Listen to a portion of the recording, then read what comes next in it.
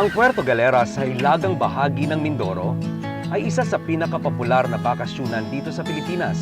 And with its picturesque natural harbor, countless coves and beaches, excellent scuba diving sites, at mga lugar na matutuluyan at makakainan sa saktong budget mo, it is easy to understand why this is so.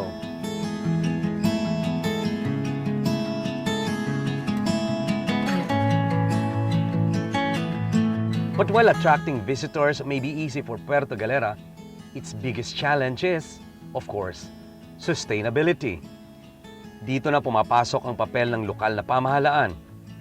Through its programs and policies, napapangalagaan ng kapaligiran, nahuhulma ang mga kabataan at nasisiguro ang maunlad na kinabukasan para sa Puerto Galera at sa mga mamamayan nito. Isa nga sa mga makabuluhang pulisiya ng Puerto Galera ay ang No Plastic Policy.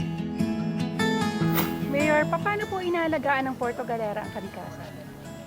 Dahil po ang Puerto Galera ay likas na sumusuporta sa ating mga nasyonal na batas, lalo tigit patungkol po sa Republic Act 9003 sa ating pong Solid Waste Management Act. Ang Puerto Galera po ay naglabas ng ordinansa na nagbabawal po sa paggamit ng anumang uri ng plastic.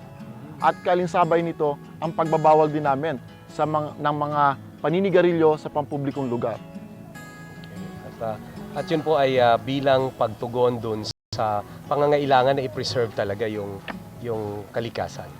Yes, Carl, kasi sa pagbabawal natin sa paggamit ng plastic, makakabawas tayo sa basura at pagka tayo nakabawas sa basura, natulungan natin ang inang kalikasan sapagkat alam naman natin ang basura hindi nabubulok.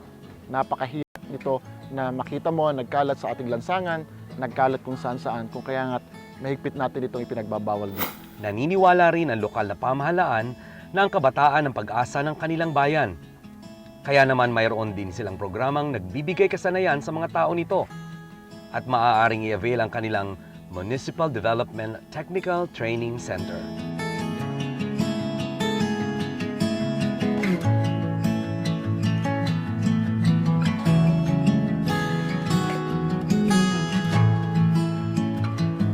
We will never have a good tourism unless we are able to deliver the right kind of service to our clients, to our customers, to our guests.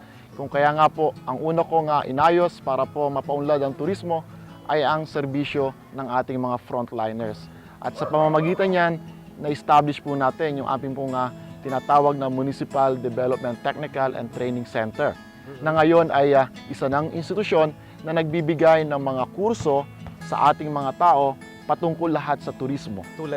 Katulad ng tour guiding, housekeeping, massage therapy, and other courses related to tourism services. Sa mga nakaraang taon, Mayor, kayo ba ay naging masaya sa naging paglago ng turismo sa Puerto Galera?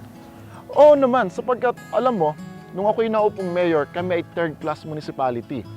After 2 years and a half, nagawa kong first-class municipality ang Puerto Galera at yan ay dahil sa magandang takbo ng turismo sa aming bayan.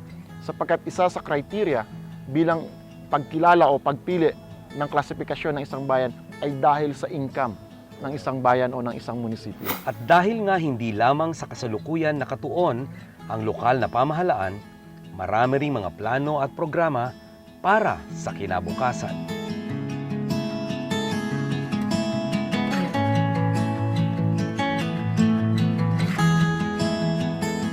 Ano po ang mga pangarap ng Mayor Dolor para sa Puerto Galera?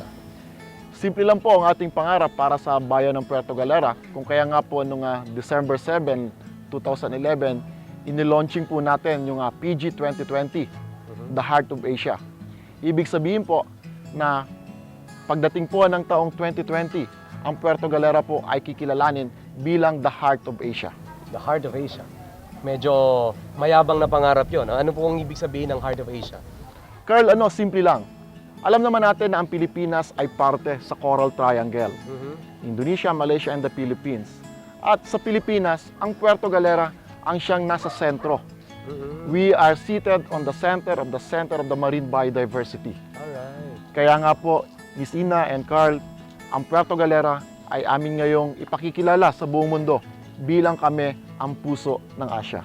Great. That's really a dream and it's already a given in terms of geography pala. Yes. Dahil na rin sa mga makabuluhang programa at maayos na pamamalakad, ang lokal na pamahalaan ng Puerto Galera ay ginawaran ng 2011 award for good housekeeping. Ako'y masayang-masaya at siguro ito iniaalay ko sa lahat ng ating mga mamamayan. Nito lamang po ang nakalipas na taong 2011, na tayo po ay ginawaran ng Department of Interior and Local Government ng Seal of Good Housekeeping. Ito ay isang parangal na ibinibigay sa mga lokal na pamahalaan na mayroong natatanging kagalingan bilang isang pagkilala, una, sa magandang pamumuno, pangalawa po sa transparency, patungkol po sa mga financial aspect ng munisipyo. Puerto Galera is a tropical paradise unlike any other. And it is a living proof that nature, if protected and cared for, is the key to any community's sustainable development.